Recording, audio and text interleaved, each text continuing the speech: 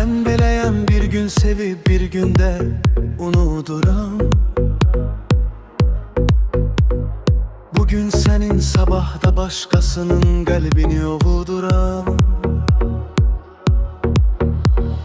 Mən beləyəm, sevmək nədir bacarmıram biləsən. Səhv etmirəm, sənə də sevirəm demişdim deyəsən.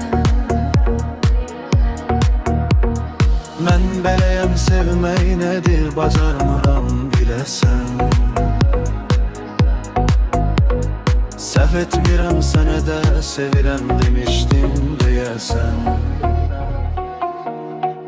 Çoxdur belə yalançılar, nə insaf nə vicdan yoxdur.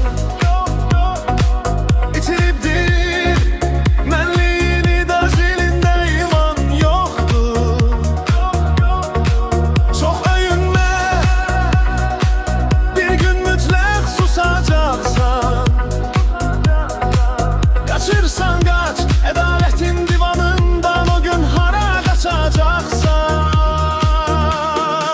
Çoxdur belə yalançılar, nə insaf nə vicdan yoxdur.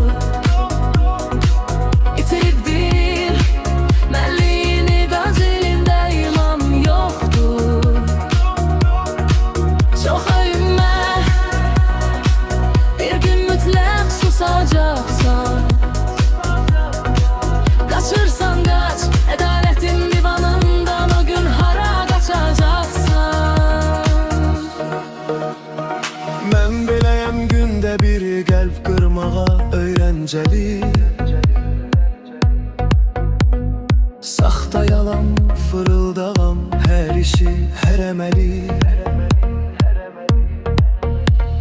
İnanmısan, səhv etmisən, gərək mənə inanmazdın. Sadəlövsən, düşünsəydin, bir bu qədər də yanmazdın. Sındırdığım hər ürəkdə özüm boyda da qoymuşam. Bir ürəyi bir bədəndə ömürlük dustaq qoymuşam. Sındırdığım hər ürəkdə özüm boyda da qoymuşam. Bir ürəyi bir bədəndə ömürlük dustaq qoymuşam.